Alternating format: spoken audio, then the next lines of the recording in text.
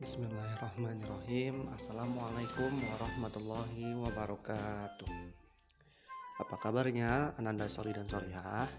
Semoga Ananda Soli dan Solihah senantiasa dalam keadaan sehat walafiat. Sebelum kita mulai, mari kita membaca doa terlebih dahulu. Jika sudah, hari ini kita akan belajar mengenai ilmu pengetahuan sosial.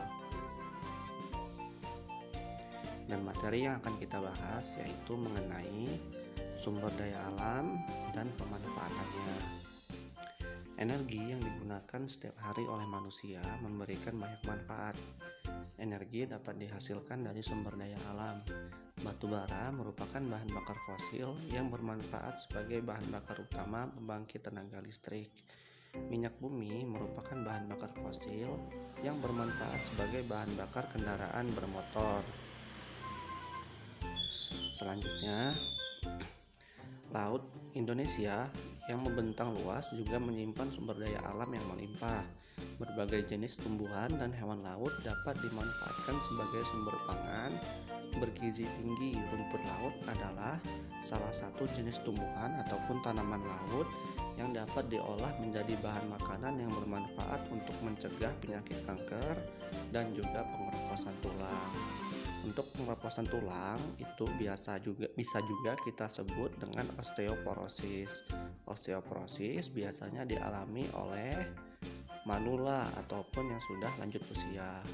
Tanah yang subur membuat berbagai jenis tanaman dapat tumbuh dengan baik.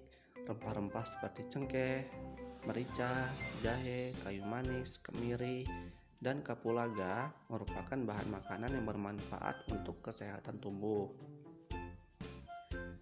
Selanjutnya, di awal tadi kita sudah menyinggung sedikit atau membahas sedikit mengenai batu bara. Jadi batu bara itu dapat diubah ke dalam energi listrik. Batu bara merupakan bahan bakar fosil. Batu bara adalah batuan yang mudah terbakar. Lebih dari 50% sampai dengan 70% volumenya merupakan bahan organik yang merupakan material karbon. Batu bara terbentuk dari endapan organik berupa sisa-sisa tumbuhan yang tersimpan di dalam tanah selama ratusan juta tahun yang lalu. Selanjutnya adalah proses terbentuknya batu bara.